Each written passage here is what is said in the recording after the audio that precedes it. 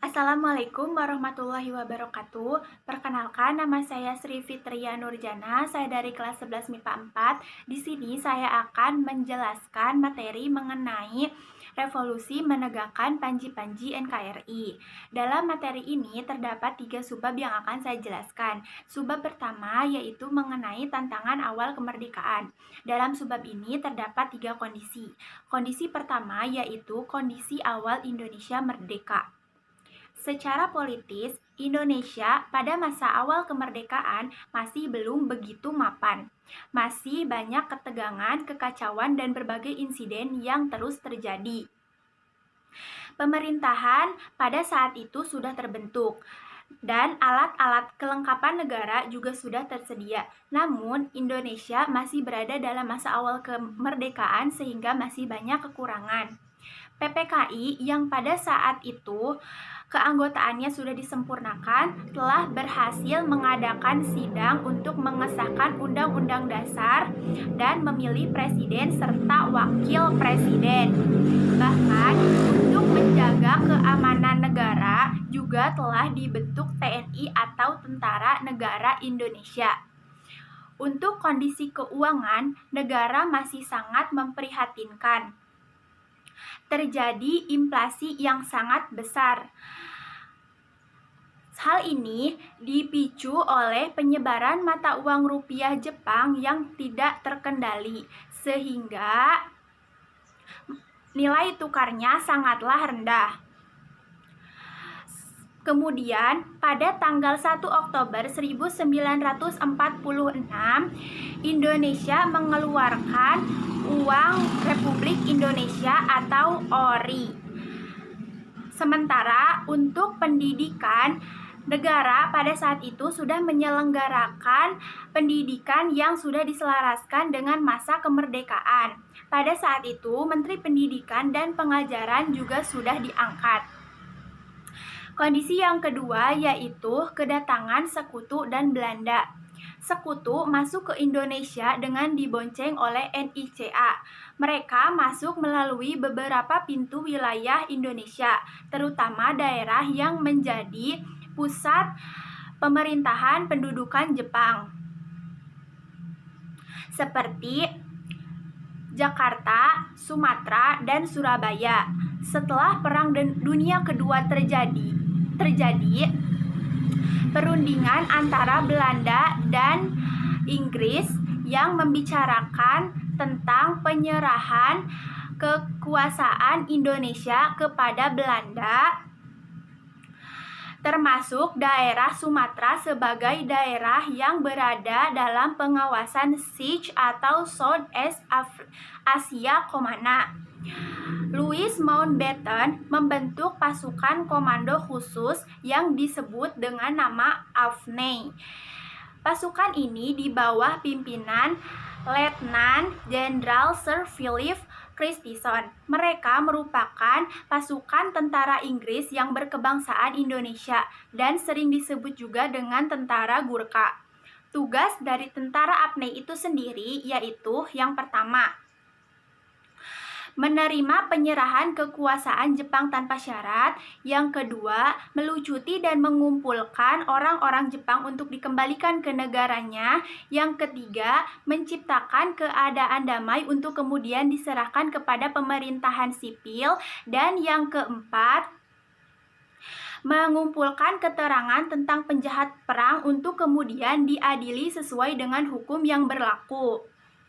Kondisi ketiga yaitu antara merdeka dan mati. Dalam kondisi ini ada banyak perjuangan-perjuangan yang dilakukan oleh rakyat. Di antaranya yaitu perjuangan rakyat Sumatera untuk melawan tentara Jepang, yang kedua arek-arek Surabaya untuk Indonesia, yang ketiga Bandung Lautan Api, yang keempat pertempuran Palagan Ambarawa, yang kelima pertempuran Medan Area, yang keenam lintas laut Banyuwangi, Bali. Subbab yang kedua yang akan saya jelaskan yaitu mengenai antara perang dan diplomasi. Dalam subbab ini ada beberapa peristiwa yang terjadi. Di antaranya yaitu peristiwa rangkaian Perjanjian Linggarjati. Perjanjian Linggarjati ini memiliki beberapa rangkaian. Rangkaian yang pertama yaitu perundingan awal di Jakarta. Dalam perundingan ini, Van Mook sebagai wakil dari Belanda menyampaikan beberapa usul, yaitu yang pertama, Indonesia akan dijadikan negara persemakmuran berbentuk federasi, memiliki pemerintahan sendiri namun dalam lingkungan kerajaan Nederland atau Belanda. Yang kedua, masalah dalam negeri diatasi sendiri oleh Indonesia, sedangkan untuk masalah luar negeri ditandatangani oleh pemerintahan Belanda. Sebelum dibentuk persemakmuran, akan dibentuk pemerintahan peralihan selama 10 tahun. Dan yang terakhir, Indonesia akan dimasukkan ke dalam anggota PBB.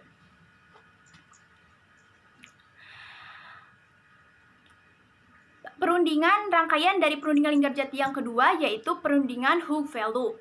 Perundingan Hoogevelde ini dilaksanakan di negeri Belanda, tepatnya di kota Hoogevelde bulan April 1946. Pokok pembicaraan dari perundingan ini yaitu menyelesaikan pembicaraan yang telah dilakukan di Jakarta sebelumnya oleh Van Mook dan Syahrir sebagai penengah perundingan. Dalam kesempatan ini, Syahrir mengirimkan 3 orang delegasi dari Jakarta, yaitu Mr. W. Sugandi, Dr. Sudarsono, dan A.K. Pringgadigdo. Dan dari Inggris mengirimkan Sir Archibald Clerke. Sedangkan dari Belanda hadir 5 orang, yaitu Van Mook, J.H. van Rooyen, J.H. Logman, William Fries, dan Dr. Surchmerhorn. Perundingan ini bertujuan untuk menyelesaikan permasalahan yang telah dibicarakan di Jakarta sebelumnya.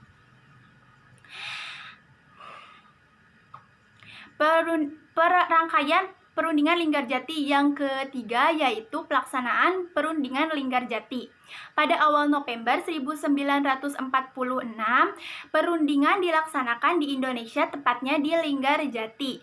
Pelaksanaan sidang-sidangnya dilaksanakan dari tanggal 11 sampai dengan tanggal 15 November 1946.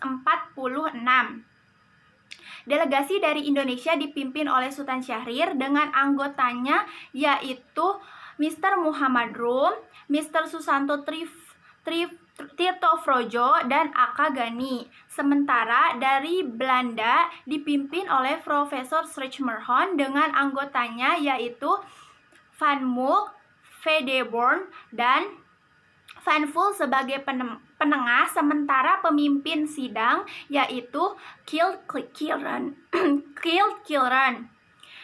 Dalam perundingan ini juga ada beberapa saksi, yaitu seperti Amir Syarifuddin dan Wakil Presiden Muhammad Hatta juga hadir dalam perundingan ini.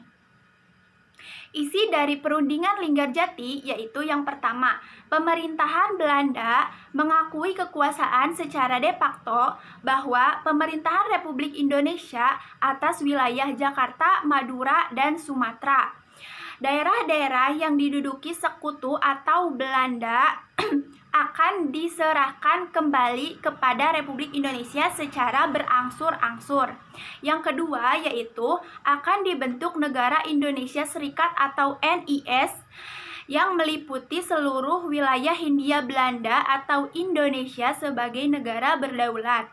Yang ketiga yaitu antara pemerintahan Belanda dan Indonesia akan dibentuk Uni Indonesia Belanda yang dipimpin oleh Raja Belanda.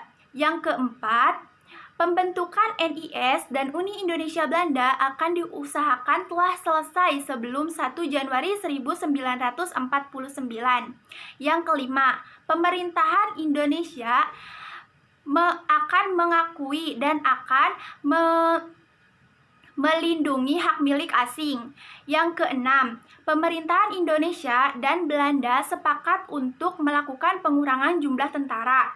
Dan yang ketujuh, apabila ada pertikaian dalam perundingan ini, maka masalahnya akan diserahkan kepada Komisi Arbitrase. rangkaian dari perundingan Linggarjati yang terakhir yaitu Konferensi Malino. Penyelenggaraan konferensi ini bertujuan untuk membentuk negara-negara federal di daerah yang baru diserahterimakan Inggris dan Australia kepada Belanda. Selain itu, di Pangkal Pinang juga diselenggarakan konferensi untuk golongan minoritas. Konferensi Malino dilaksanakan pada tanggal 15 sampai dengan 26 Juli 1946, sedangkan konferensi di Pangkal Pinang diselenggarakan pada tanggal 1 Oktober 1946. Peristiwa yang kedua yang terjadi dalam subbab yang kedua ini yaitu agresi militer 1. Belanda pada tanggal 27 Mei 1947 mengirimkan nota ultimatum yang isinya yaitu yang pertama, pembentukan pemerintahan federal sementara atau disebut juga dengan pemerintahan darurat secara bersama. Yang kedua, pembentukan Dewan Urusan Luar Negeri.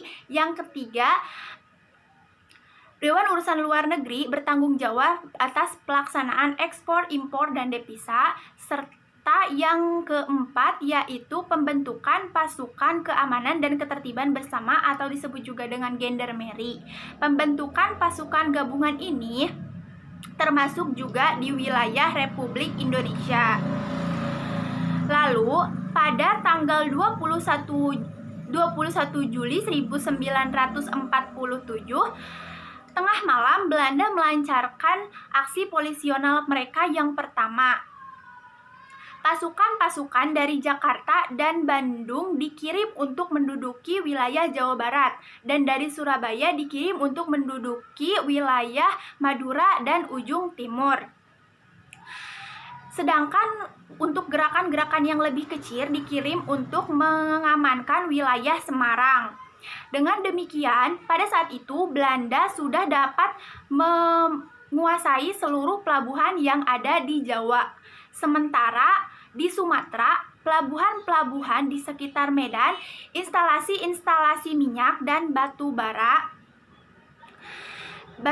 di sekitar Palembang dan Padang diamankan. Pasukan-pasukan Republik Indonesia bergerak mundur dalam kebingungan. Mereka hanya dapat menghancurkan apa saja yang dapat mereka hancurkan. Peristiwa yang ketiga yaitu peran Komisi Tiga Negara.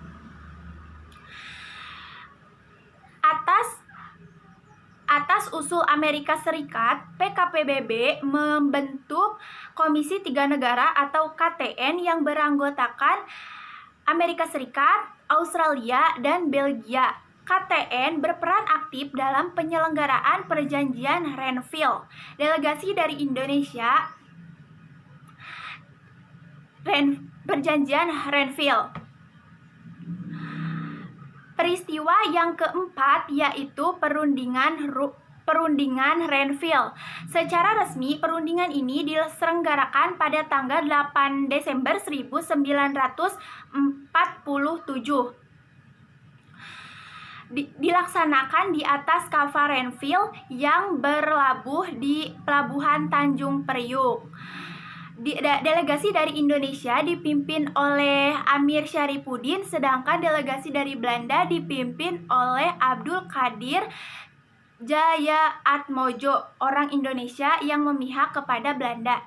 Isi dari perjanjian Renville itu sendiri memuat 3 hal, yaitu yang pertama 10 pasal persetujuan gencatan senjata Belanda yang antara lain diterimanya garis demarkasi Van Mook. Yang kedua yaitu 12 pasal politik Renville yang berisi tentang kedua pihak untuk menyelesaikan pertikaiannya secara damai.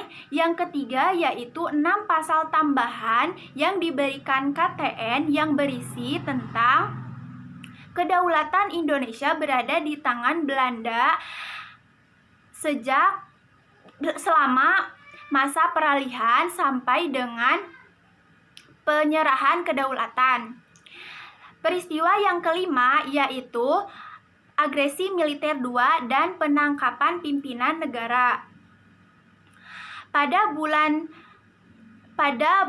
Juli dan Agustus 1947, Belanda melancarkan agresi militernya yang kedua. Namun, sebelum pasukan Belanda bergerak lebih jauh, Van Leyen sebagai wakil Jenderal Spoor membisikkan kepada Van Beek sebagai komandan lapangan agresi militer 2. Ia mengatakan kepada Van Beek bahwa agresi militer 2 ini telah menimbulkan banyak bencana politik dan militer, bukan hanya bagi Indonesia tetapi bagi Belanda sendiri.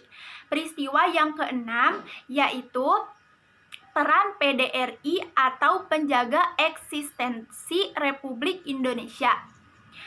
Syarifuddin berhasil mendeklarasikan berdirinya Pemerintahan Darurat Republik Indonesia. PDRI juga dapat berfungsi sebagai mandataris kekuasaan Republik Indonesia dan mengatur arus komunikasi sehingga mata rantai komunikasi tidak terputus dari satu daerah ke daerah yang lain. Peristiwa yang ketujuh yaitu tetap memimpin gerilya. Jenderal Besar Sudirman, walaupun pada saat itu dalam keadaan sakit dengan satu paru-paru, namun tetap teguh memimpin perang gerilya. Ia dan rombongan melakukan perjalanan dan pergerakan dari Yogyakarta menuju Gunung Kidul dengan melewati beberapa kecamatan menuju Pranci Wonogoro, Trenggalek, dan Kediri. Peristiwa yang ke-8 yaitu serangan umum 1 Maret 1949. Pada tanggal 1 Maret 1949, dini hari, tepatnya pada pukul 6 pagi sewaktu jam sirine berbunyi menandakan bahwa jam malam telah berakhir, serangan dilancarkan dari berbagai penjuru. Jenderal Besar Soeharto langsung memegang komando dengan menyerang ke pusat kota. Ternyata serangan ini sukses. Selama 6 jam, dari jam 6 pagi sampai dengan jam 12 siang, kota Yogyakarta berhasil diduduki oleh TNI. Namun, setelah Belanda memanggil bala bantuan dari Gombong dan Magelang, pasukan pejuang dari negara kita pun berhasil dipukul mundur. Peristiwa yang ke-9 yaitu Perundingan Rumroyen. Perundingan Rumroyen ini diusulkan oleh PBB untuk Indonesia. Perundingan ini di bawah pimpinan Merlin Cochrane. Delegasi dari Indonesia dipimpin oleh Mr. Muhammad Rum, sedangkan delegasi dari Belanda dipimpin oleh H.J. Van Rooyen. Isi dari perundingan Rumroyen ini yaitu yang pertama, pihak Indonesia bersedia untuk mengeluarkan perintah kepada seluruh pengikut Republik Indonesia yang bersenjata untuk menghentikan perang gerilya. Yang kedua yaitu pihak Belanda menyetujui Republik Indonesia kembali ke Yogyakarta dan menjamin penghentian gerakan-gerakan militer serta membebaskan tahanan politik.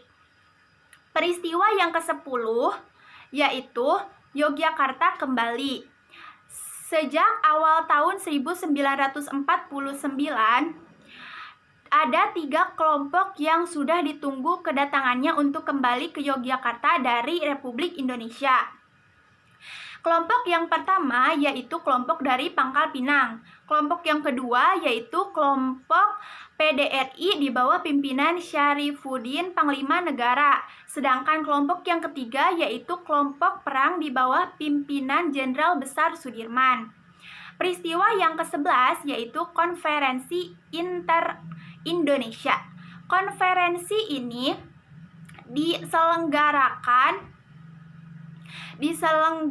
Konferensi Indonesia dalam konferensi inter-Indonesia ini diperlihatkan bahwa politik divide et impera Belanda untuk memisahkan daerah-daerah di luar wilayah RI mengalami kegagalan.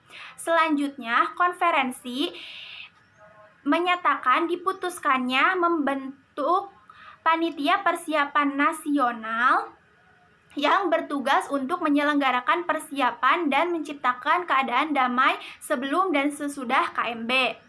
Peristiwa yang ke-12 yaitu Konferensi Meja Bundar atau KMB. Tujuan dari diadakannya Konferensi Meja Bundar atau KMB ini yaitu yang pertama untuk menyelesaikan pertikaian antara Indonesia dengan Belanda. Yang kedua yaitu untuk mencapai kesepakatan antara para peserta tentang tata cara penyerahan secara penuh dan tanpa syarat kepada negara Indonesia Serikat sesuai dengan ketentuan Perjanjian Renville. Peristiwa yang ke-13 yaitu pembentukan Republik Indonesia Serikat. Perundingan ini dilaksanakan di Jalan Pegangsaan Timur nomor 56 Jakarta. Dalam perundingan ini hadir wakil-wakil Republik Indonesia, pemerintah Republik Indonesia, dan pemerintah dari negara-negara bagian dan daerah untuk membahas konstitusi RIS. Selanjutnya, peristiwa yang ke-14 yaitu penyerahan kedaulatan. Pada tanggal 19 Desember 1949, Belanda menyerahkan kedaulatan kepada Indonesia. Penyerahan kedaulatan ini dilaksanakan di Belanda dan juga di Indonesia. Peristiwa yang terakhir yaitu peristiwa ke-15 yaitu pembentukan Negara Kesatuan. Perdana Menteri Perdana Menteri RIS yaitu Muhammad Hatta mengadakan perundingan dengan Sukawati dari NTT dan Mansur dari Sumatera Timur. Mereka sepakat untuk membentuk Negara Kesatuan Republik Indonesia atau NKRI. Selain itu, diadakan juga konferensi pada tanggal 19 Mei 1945.